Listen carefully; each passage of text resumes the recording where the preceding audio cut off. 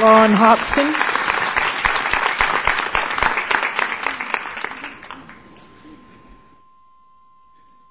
Would you state your name and address for the records, please? And you have up to 5 minutes. Lauren Hopson, 7500 Poppin Drive, Knoxville, Tennessee.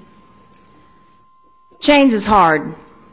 As a recent college graduate in 1992, I jumped headlong into a career of constant change, working an 85-hour-a-week shift, one that required sleeping away from home 4 to 5 nights a week at a residential treatment center for emotionally disturbed and chemically dependent youth. 9 years later, I encountered more change as I took a deep breath, quit my job, and went back to school to get my master's degree in education and embark on a whole new career. During that year, I went to school full-time while completing my year-long unpaid internship in Knox County and worked part-time as well.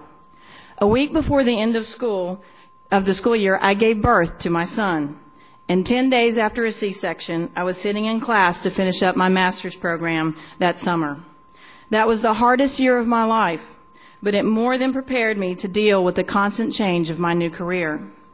However, when it comes to teachers in our school system, I doubt that my story is all that uncommon. Teachers are some of the most determined, adaptable people I have ever met.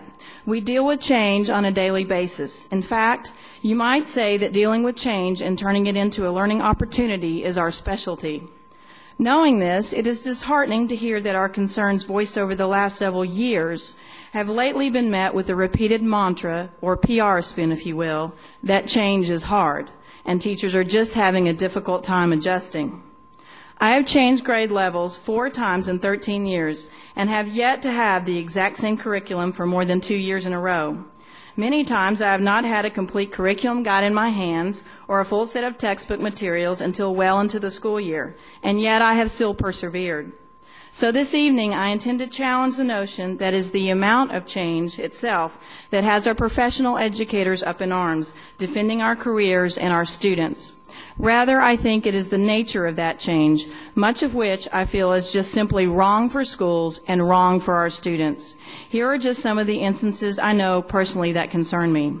For example, in regard to our students, is it hard to give our youngest and most vulnerable students a standardized test that is quite developmentally inappropriate, mainly so scores can be used for teacher evaluations? Or is that wrong? Is it hard then to mislead the public by saying that teachers requested that specific test for K through 2 students? Or is that wrong? Is it hard to use the same intervention reading program for all our struggling readers while not providing services for different types of dyslexia until students fail to drop below the 10th percentile on a reading fluency test? Or is that wrong? Is it hard to use music, art, and PE teachers to do intervention with struggling students, keeping them just above the 10th percentile on the assessment for intervention, rather than go ahead and provide them with the desperately needed expertise of resource teachers? Or is that wrong? Is it hard to ignore the fact that many of our special ed teachers who work with our most challenging students get little planned time because of their schedules and no lunch break, even though duty-free lunch is a state law? Or is that wrong? Is it hard to brush off the parents who are having to consider anti-anxiety medication for their formerly well-adjusted students? Or is that wrong? Is it hard to tell parents they must keep their healthy children home from school for up to 8 days if they do not wish for their child to be subjected to the spring standardized test, rather than providing alternative instruction for them? Or is that wrong? Is it hard to refuse to retain students whose teachers have clearly documented the child's need and then hold future teachers accountable for that child's test scores, not to mention setting the child up to fail? Or is that wrong? Is it hard to judge teachers by a TVAS system, which has obvious reliability issues, while supporting the state's decision to use them, threatening to fire teachers for low test scores in the meantime? Or is that wrong? Is it hard to instruct teachers to change self-evaluation scores when they are not closely matched to the scores from their evaluator, making their case weaker should they choose to grieve the process? Or is that wrong? These events are just a few of the many examples of the kind of change it seems teachers are expected to just get used to. I, for one, refuse to accept that kind of change and be dismissed for questioning it. I must admit, though, the PR department is right.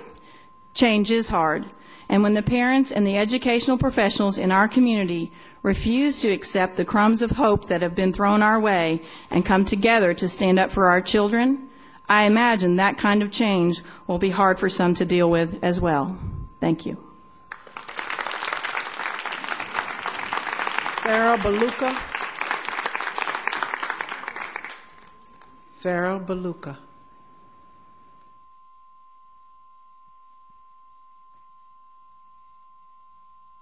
Would you state your name and address? I'm Sandra Valukas. Could that be it? Sarah down here, I'm sorry. Okay. Go ahead. I'm Sandra Valukas. I live at 10,004 Highgate Circle.